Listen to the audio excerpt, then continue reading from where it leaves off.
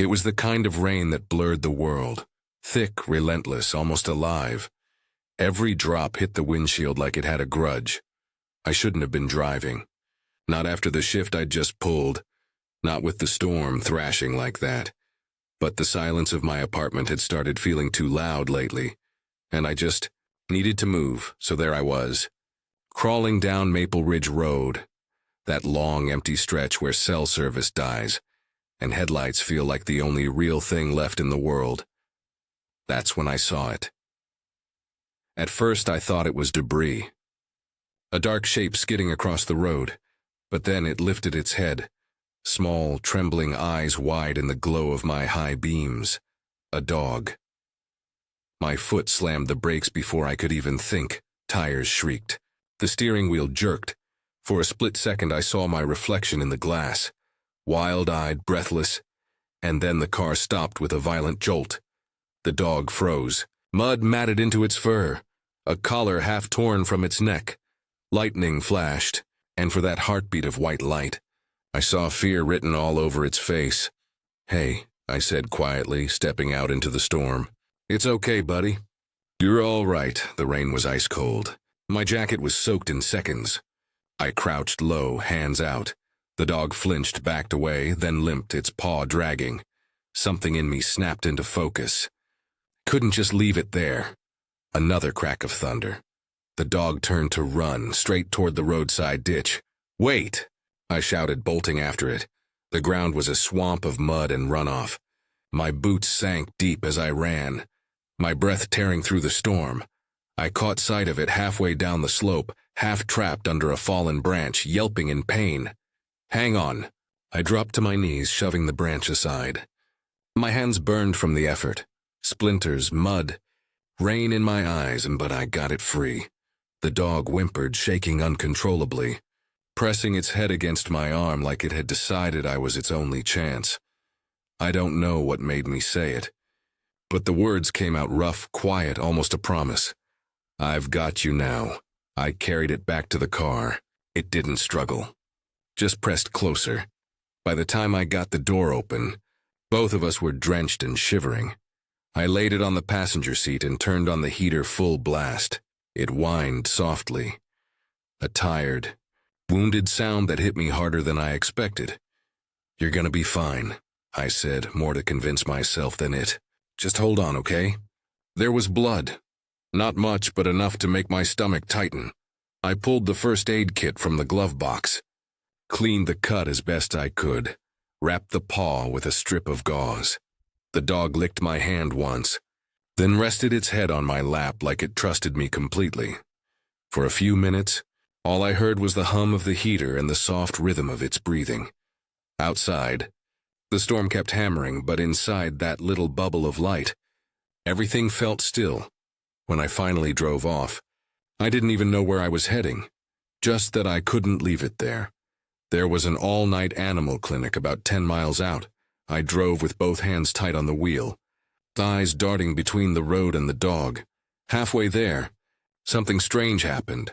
The dog lifted its head and looked out the window, toward the trees, like it recognized something. Then it gave this low, aching sound. Not a bark, more like a cry. I glanced outside, nothing but darkness. Still, it made the back of my neck prickle. When I reached the clinic, the parking lot was empty. The fluorescent light over the door flickered like it was barely hanging on. Inside, the night vet looked up from behind the counter, startled. "Wow," he said, rushing forward. "What happened?" "Found him on Maple Ridge," I said, handing the dog over carefully. "Nearly ran into him," the vet frowned. "You drove down that road tonight?" "Yeah." He pointed toward a bulletin board behind him. "Road closed, landslide warning." I froze. If I'd been a minute slower, maybe a few feet to the left. The thought made my pulse jump. The vet shook his head. "Lucky dog. And lucky driver." He took the retriever into the back room, muttering something about stitches and antibiotics.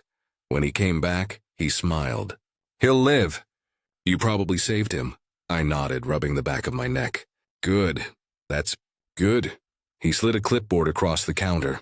"Leave your number just in case the owner comes looking." I wrote it down. Ethan Cole. Before I left, I turned to see the dog again. He was lying on a table, tail thumping weakly when he saw me. Something about that small gesture, that trust, hit me in the gut. "See you around." "Buddy," I whispered. Outside, the rain had slowed to a mist. The streets were empty. But as I climbed into my car, I noticed a police cruiser parked down the block. Lights flashing low, an officer stepping out, talking on the radio. I didn't think much of it. Until the next morning. That's when my phone rang, a woman's voice on the line, calm, measured, official. "Mr. Cole, this is Officer Ramirez. We need you to appear in court regarding an incident on Maple Ridge Road last night." My stomach sank. "In court? For what?" Her tone didn't change. "For the dog you rescued." And just like that, the quiet of my apartment wasn't quiet anymore. The courthouse smelled like rain-soaked paper and cheap coffee. Fluorescent lights buzzed overhead, washing everything in that dull gray tone that makes time feel slower. I'd barely slept. Spent half the night replaying the call, the officer's voice, the phrase regarding the dog. None of it made sense. I hadn't done anything wrong. I'd saved a dog. That should have been simple, clean, good. But apparently nothing in my life liked to stay simple anymore. A bailiff directed me to courtroom 3B, small room. Wooden benches. Echoes of footsteps and low murmurs bouncing off marble walls. I sat in the back, heart thudding harder than it should. There were a few other people scattered around. An older man flipping through a file. A woman whispering to her lawyer, and across the room. I didn't know who she was then, not yet. But I noticed her immediately, not because she was striking, though she was, but because she looked wrecked, like someone who hadn't slept, hadn't eaten, hadn't stopped worrying for a second. She was clutching a leather leash, twisting it in her hands. A leash without a dog. The judge came in, everyone stood, and for a few minutes it was all procedure. Words that didn't feel like they belonged in the same sentence as dog and rescue. Then the clerk read something that froze me mid-breath. Case number 2174. The matter of property damage and personal distress filed by Miss Elena Ward against Mr. Ethan Cole. My name hit the room like a stone dropped in water. I blinked. "Wait, what?" The judge raised an eyebrow. "Mr. Cole, please step forward." I stood. My throat was dry. I glanced at the woman, Elena, and saw her eyes lift to meet mine for the first time. There was something in them I couldn't read, part anger, part pain, part confusion. She looked like someone caught between wanting to yell and wanting to cry. The judge gestured. "Miss Ward, please explain the nature of your complaint." Her lawyer stepped up, adjusting his glasses. "Your Honor, my client's dog, registered as Bailey, went missing last night.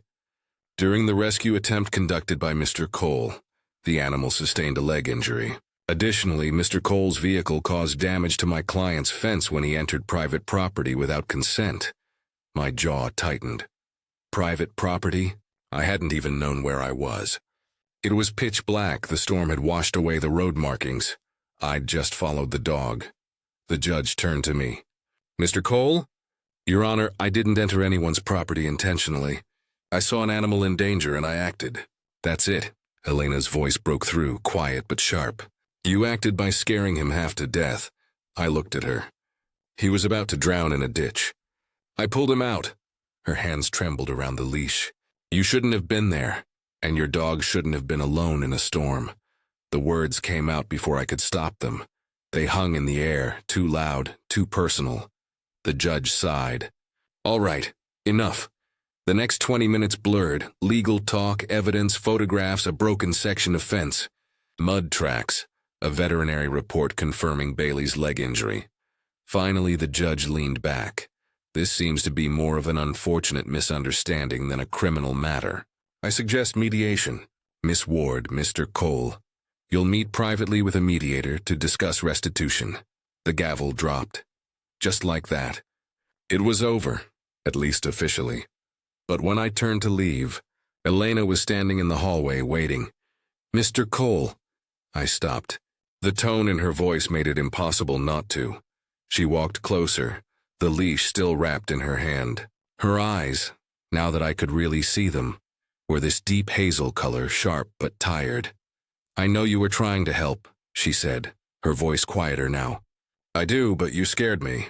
"You scared him." "I'm sorry," I said, and meant it. But it was either that, or watch him get crushed under that branch. Her lips pressed together, the kind of expression that hides more than it shows. "Bailey's all I have left," she said after a moment. "You don't understand." I wanted to ask what she meant, but she turned away, like she'd already said too much. The mediator's office was upstairs, a cramped room with water-stained ceilings and one flickering light. We sat across from each other, awkward silence filling the air. The mediator, an older woman with kind eyes, smiled gently. "Why don't you both start from the beginning?" Elena sighed, folding her arms. "There's not much to say. I let Bailey out to use the yard. The storm hit harder than I expected. Next thing I knew, he was gone." I nodded slowly. "I was driving home from work. He ran across the road out of nowhere. If I hadn't braked, I would have hit him." Her gaze softened, barely. "You really carried him through the rain?" "Yeah," I met her eyes. He wouldn't stop shaking. Something shifted between us then, small, fragile, like the storm outside had found a quieter echo in that little room. The mediator cleared her throat. "It sounds like this was an accident. Perhaps Mr. Cole could cover the vet expenses and the fence repair." I nodded. "Of course." Elena hesitated, then gave a short nod. "All right." The mediator scribbled something, stood and left us to finalize the paperwork. For a few seconds, we just sat there, no words, just the hum of the overhead light. Then Elena spoke softly. "He still flinches when it rains." I looked up. "So do I." She smiled faintly, the first one I'd seen, small but real, and then her phone buzzed on the table. She glanced at the screen, and the color drained from her face. She stood abruptly, grabbing her bag. "I have to go," she said, voice shaking. "Elena." But she was already at the door. She turned back just once, and the look in her eyes told me something wasn't over. Not by a long shot. I didn't expect to see her again. People like that, strangers tied to one sharp moment, usually drift out of your life as fast as they crash into it. But 3 days later, there she was. It was a Saturday morning. Gray skies again, though lighter this time, as if the weather hadn't quite made up its mind. I'd stopped by the clinic to check on Bailey, the dog who changed everything. The vet smiled when he saw me. "Guess what?" he said. "Your friend's walking again." He led me into the back room, and there was Bailey, tail wagging, paw wrapped neatly, eyes bright. The second he saw me, he started whining and bouncing like I'd come back from war. "Hey, buddy," I laughed, kneeling down. "Look at you," the vet chuckled. "He's been waiting for someone. Every time the door opens, he perks up like that. That hit me harder than it should. Maybe because the feeling was mutual. I was scratching behind Bailey's ear when I heard a voice behind me. "Bailey." I froze. It was Sherlena. Stepped through the doorway, the leash in her hand, her expression softening as Bailey bounded over and pressed against her legs. For a second, she just knelt there, hugging him tight, eyes closed. Then she looked up at me. Her hair was pulled back this time. Her clothes simple, no makeup, but she still looked composed. The kind of woman who carried chaos and made it look like poise. "I didn't think you'd be here," she said quietly. "I was just checking on him," I said. "Wanted to make sure he was okay." Her mouth twitched, almost a smile, almost not. "I guess I should thank you." "Properly this time." "You already did," I said, sort of. In between accusations. Her eyes flickered with guilt or maybe humor. "Fair enough." We stood there, awkwardly silent for a beat, while Bailey pawed at both of us like he was trying to referee. Then she said, "Would you like coffee?" "There's a place down the street." I blinked. "Coffee, after court?" She shrugged. "I owe you at least that much. And I'd rather thank you somewhere that doesn't smell like disinfectant and wet fur." So we walked. The air was still damp, and the streets glistened like they'd been polished overnight. Bailey trotted between us, tail swishing, We didn't talk much until we reached the cafe, small, old-fashioned. The kind that serves coffee in heavy mugs and plays soft jazz that sounds older than your parents. She picked a corner table. When the waitress brought our drinks, Elena stirred hers slowly, eyes fixed on the swirl of cream. "I'm sorry," she said finally. "For how I acted in court, I just panicked." "It's all right," I said. "You just found out a stranger grabbed your dog in the middle of a storm." "I'd be suspicious too," she looked up. "You don't sound angry." "I'm not," I paused. "I was scared too, you know. When I saw him run into the road, I thought I was going to hit him. I still hear that sound sometimes, the tires, the rain." Her expression softened. "Yeah, me too." Silence settled between us again, but not the heavy kind. It felt safe, familiar. After a while, she sighed and leaned back. "Bailey belonged to my fiancé, actually." The air shifted. "He died in a car accident last year," she continued, eyes distant. "On that same stretch of road. I almost sold the house after that. But Bailey," her voice cracked, "he's the only thing I had left of him." I didn't know what to say, so I didn't say anything. Sometimes silence is the only thing that fits. She smiled faintly. "That's why I freaked out. When I saw the report, that he'd been hurt, that someone took him, it felt like losing him all over again." "I get it," I said softly. "You were trying to protect what's left." Her eyes met mine. Not guarded anymore, not sharp. Just tired and open. "Thank you," she said, "for not letting him die out there." "Thank you," I said, surprising myself, "for forgiving me." We both laughed quietly at that. When we stepped out of the cafe, the sky had started clearing. A weak sunlight broke through the clouds. Bailey tugged the leash toward me, tail wagging like crazy. Elena rolled her eyes. "Traitor." "He just has good taste," I said. That made her laugh, a real laugh this time. The kind that warms a cold morning better than coffee. We walked to her car, Bailey trotting happily between us. She opened the door, and before getting in, she turned to me. "Would you like to see him again?" I hesitated. "You mean Bailey?" or she smirked. "Both, maybe," I smiled. "Yeah, I'd like that." She nodded once, then got in, waving as she pulled out of the lot. For the first time in months, I felt something loosen in my chest, like the storm that had been following me finally ran out of rain. But peace never lasts long, does it?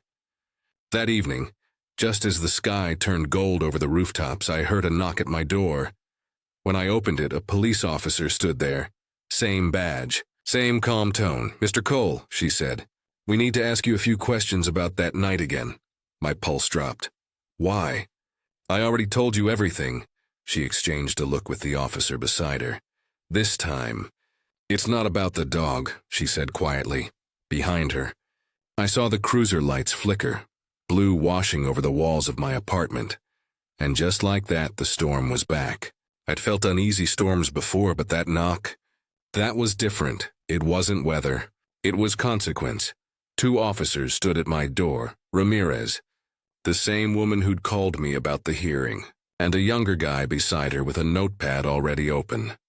"Mr. Cole," Ramirez said evenly, "we need to go over your statement again. Can we come in?" I stepped aside, the floor creaking beneath wet boots. They sat at the kitchen table like they'd done this 1,000 times. One speaking, the other scanning everything, eyes always moving. "Is this about the dog?" I asked. Indirectly, Ramirez said. "There was another vehicle on Maple Ridge that night. We've been trying to track its movements." I frowned. "Another vehicle?" She nodded. "We found tire tracks and paint transfer on a damaged guardrail near where you stopped. Same time frame. We think there might have been an accident, but the car never reported it." Something cold uncoiled in my gut. An accident. Her partner flipped a page. "You didn't see any other headlights? Hear anything?" I shook my head. "No, just thunder. And the dog." Ramirez leaned back, studying me like she was trying to see through memory itself. "You were lucky, Mr. Cole. Landslide warnings, heavy rain, debris everywhere. People shouldn't have been out there." "I know," I said quietly. "Trust me, I've gone over that 100 times." She gave a small nod, stood, and handed me her card. If you remember anything, call us. Even something small." Then they left, the door closing with a sound that felt heavier than it should have. I stood there for a while, the echo of it lingering. The storm had stopped days ago, but somehow my apartment still smelled like rain. That night, sleep wouldn't come. I kept seeing the road again, the blur of headlights, the crash of water, the dog's terrified eyes, and beneath all that, a sound I couldn't quite place, a metallic scrape, a thud, something I'd ignored in the chaos. The next morning, I couldn't shake it, so I drove back. Maple Ridge Road was still closed, mud hardened into uneven ridges. I parked at the barricade and walked, boots crunching over gravel, wind whistling through broken branches. The ditch where I'd found Bailey was almost dry now.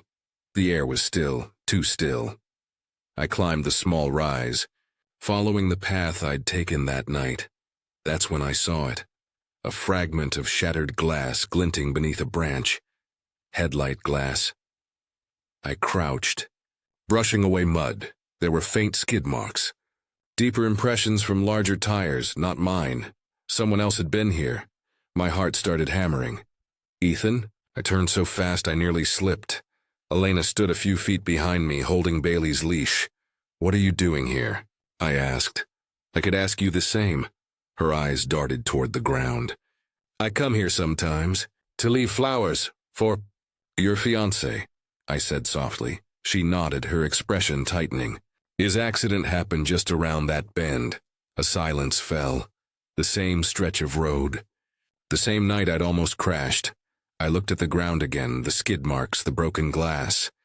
"Elena," I said slowly, What if someone else was here that night? Another car?" She frowned. "What do you mean?" I pointed. "These tracks aren't mine. They're newer, deeper. And that glass, it's from a headlight, probably from when the storm hit." She crouched beside me, her hand trembling slightly. "Are you saying someone else crashed here?" "Maybe," I said. "Or maybe they hit something. Or someone." Her breath hitched. "Bailey ran off because he heard something," she whispered. I thought it was thunder, but he bolted like he knew something was wrong. We both stared at the road. That narrow, curved stretch where the trees leaned too close and the world felt smaller. "I should call Ramirez," I said. "Tell her what we found." But Elena shook her head. "Not yet, please. Why not?" She looked at me, eyes suddenly wet. "Because if this connects to Daniel's accident," she swallowed hard, "I can't go through losing him all over again." I stepped closer. "You think this might be related?" "I don't know," she said, her voice cracking. "But I keep feeling like I missed something that night. Like maybe it wasn't just an accident." Her words hung in the air, heavy as thunder. Bailey whimpered softly, pressing against her leg. I reached out, resting a hand on her shoulder. "Then we find out. Together." She looked up at me, really looked. And in that moment everything, the fear, the grief, the unspoken connection, pulsed between us like static. "You don't have to do this," she whispered. "I do," I said. "Because somehow I think I was meant to be there that night. Maybe to save Bailey. Maybe to find this." She stared at me for a long time, then nodded barely. We gathered what we could, the glass, a few photos of the skid marks. When she slipped, I caught her by the arm, and for half a heartbeat, we just stood there, rain threatening again in the distance, her breath close enough to feel. Then the wind picked up, and she pulled away. "Let's get out of here," she said, "before the storm comes back." We walked back in silence, the sound of gravel crunching underfoot. But when we reached the cars, she turned to me. "Ethan," she said quietly, "if you're right, if someone else was out there that night, what happens when they realize we know?" A gust of wind cut through the trees. The sky darkened again, fast, unnatural. I looked at her, heart pounding. "Then we'd better find them before they find us." The next morning, I drove to the courthouse with a folder full of photos and a heart that wouldn't slow down. The sky hung gray, heavy, like it was waiting to break again. Elena hadn't answered my texts. She'd gone quiet, too quiet. Part of me wondered if she'd changed her mind. The other part was afraid she already knew the truth. Inside the courtroom, the air was sharp with disinfectant and tension. Ramirez sat near the front, flipping through a file. When she saw me, she gave a short nod, businesslike. "But curious," Elena called, she said. "Said you found something on Maple Ridge." I slid the photos across the table. Glass shards, tire marks, timestamps. She studied them, brow tightening. "Good work," she murmured. We matched paint chips from the site to a vehicle registered to a local attorney. I froze. "An attorney?" She met my eyes. "Marcus Hale, defense counsel. Works out of this courthouse." My pulse stuttered. That was the same man who'd been across from Elena during her fiancé's case months ago. The hit and run they said was untraceable. "Where is he now?" I asked. "Downstairs," Ramirez said quietly. "Pre-trial hearing." Before I could respond, the courtroom doors opened. Elena walked in, pale, composed, but her eyes betrayed her. She glanced at me briefly, then at Ramirez. "He's here, isn't he?" Ramirez nodded. Elena's hand trembled as she reached into her purse. "He called me last night," she said softly. "Told me to stop digging. Said people make mistakes when they're grieving." My stomach turned cold. "What did you say?" She looked up at me, eyes steady now. I told him I wasn't grieving anymore. Then the bailiff's voice echoed. "Case 2174, State vs. Marcus Hale." Ramirez stood. "Stay here," she said. "Both of you." But I didn't. I followed as they led Hale into the courtroom. He was calm, almost smug, until Ramirez placed the photo of the skid marks on the table. "Your SUV," she said. "Maple Ridge, same night, same paint. You left the scene of an accident." He didn't answer, just glanced at Elena, that cold, knowing look that said he'd once held power over her life. She took a step forward. "You killed Daniel." The room went dead quiet. Her voice didn't shake. It cut straight through the air. Hale's jaw tightened. "You don't know what you're talking about." "Yes, I do," she said. "You hit him when the road collapsed.